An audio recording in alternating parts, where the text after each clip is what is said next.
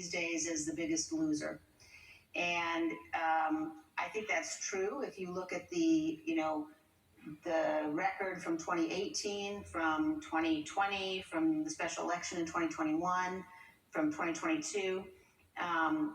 So I think that's an important point. I also think, though, that as a party, we need to be clear that we should not be embracing him even if he were a winner, because what he's doing and what he advocates is so dangerous.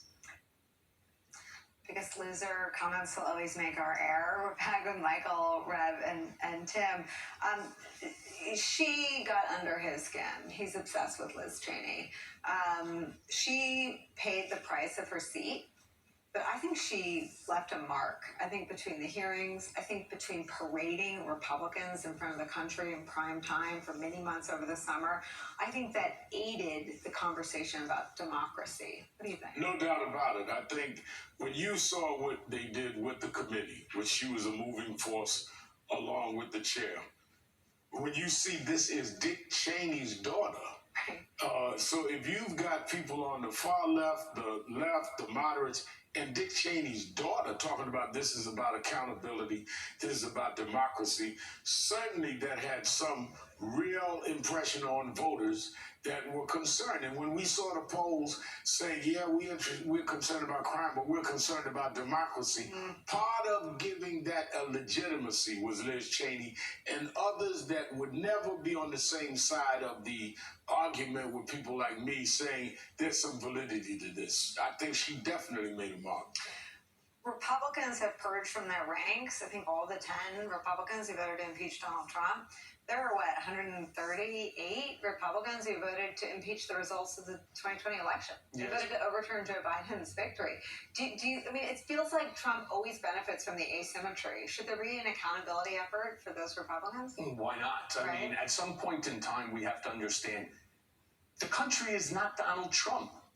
And as soon as we extricate him from our body politic, the better off that we're going to be. It's enough already. What about our democracy? What about trying to leave the country to the next generation, the generations after, better than we found it, better? We're not doing that right now. When you start to see the overturn, the Dobbs decision, overturn of Roe, and next will be Obergefell, and then there'll be a half a dozen more with the Supreme Court. I mean, what Obama wasn't allowed to do, to put in Merrick Garland as a Supreme Court judge, which, by the way, I'm not 100% sure I would have wanted him, but at the end of the day, Trump did. But everything that they say that applies to Democrats doesn't apply to Republicans. And this is where we have to stop. We have to understand that we are in this collectively, right? If you don't like your seat assignment on an airplane, you don't want the plane to go down. That's what Trump wants to do. Tim nailed it. And I've had this conversation with Tim before. Donald will look to burn the country down because he lost. Tim, what advice do you have? I think that there's this real moment. I think that we have, the cast aspersion, myself included, we failed some of these tests with Trump. He's pretending that he's going to announce next Tuesday. It's clearly to avoid some culpability or make DOJ more uncomfortable investigating and potentially prosecuting him. How should next week be covered by us?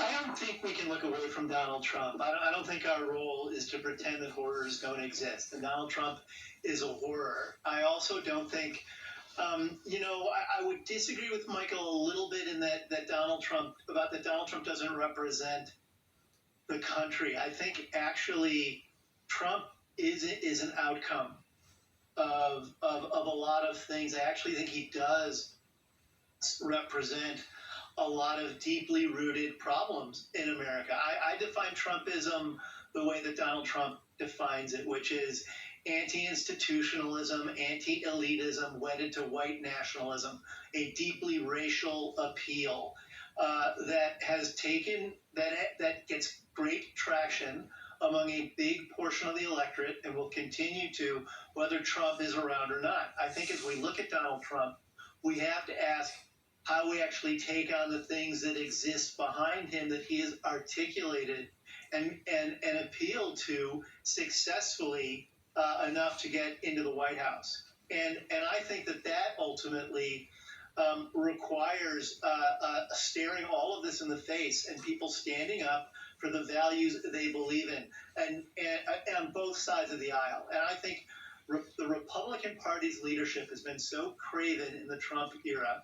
Liz Cheney is such an extreme exception and such an honorable person because she stands in opposition to the Mitch McConnells and the Kevin McCarthys and on down of the world, who essentially stood by and let Trump do what he wanted to do because they were too afraid to stand up for what was right, because what was wrong in the short term got them votes and got them power. Trump showed the GOP that racism and anti-institutionalism are effective paths to power. If we're going to get past that with our institutions intact, then the leadership of the Republican Party has to rebuke it in a full-throated way, and also rebuke the candidates who continue to support it, even if they don't appear to be as unhinged as Donald Trump. People like Josh Hawley, people like Ted Cruz, people like Ron DeSantis.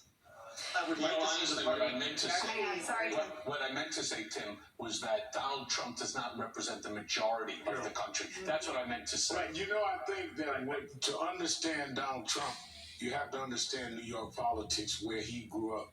If you study the racial divisiveness that Rudy Giuliani used against David Dinkins, if you study even what Koch did, that's where he took notes that this can work. And he nationalized a very, Michael, better than anybody, from Howard Beach to business.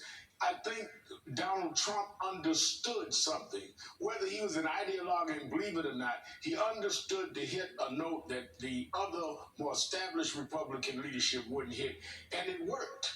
And I think that if we act like he's just a solo artist out there that does not have a whole lot of people that tuned into that, we're making a mistake. That's why the issue is not Trump. The issue is what it represents. We have to deal with that element. You and I had a conversation the Friday before the election about the movie Till. And you had such an incredible addition to my understanding of that chapter in our history. Donald Trump literally on a debate stage in a general election told the Proud Boys to stand back and stand by. I mean, his embrace of white nationalism, which in the Republican Party, it's fair to analyze that as a dog whistle, but Donald Trump made it a feature of his political identity. Doug Mastriano, one of his early endorsees, ran on anti-Semitism. He was, working with Gab, and he was attacking Josh Shapiro's faith.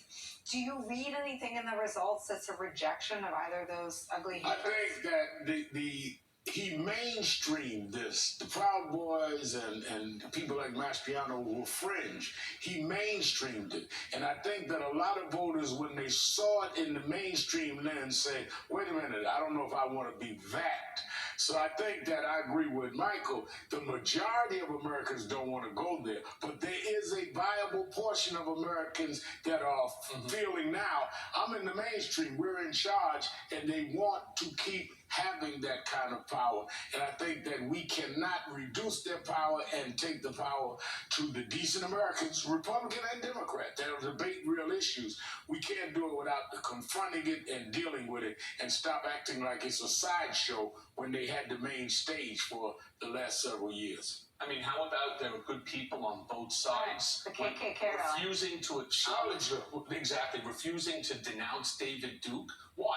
Because he was afraid he was going to lose a single vote. So instead, he's going to pretend he doesn't know. I never heard of him. I have no idea. I have no comment. That's not Jay what... Capper, what do you want me to do? Disavow? I disavow. No, he didn't. No, he did not. Exactly. Right. Tim, I feel like all three of us got carried away and we cut you off. I'm going to let you finish your point. That was very rude, but I'll forgive all three of you because I'll sit right here. That was fine. The thing I would say, the one thing I think about the midterms is that information matters. That, I think there was an attempt by the GOP to put inflation and crime as these totems that were going to mean a red wave was coming along, and that voters were so bedraggled by the economy and surrounded by criminals that they were going to vote the Democrats out. And lo and behold, I think voters were more sophisticated than that. Yeah, they were dealing with inflation, but they have jobs. The job market has been strong. Other parts of the economy have continued to be strong.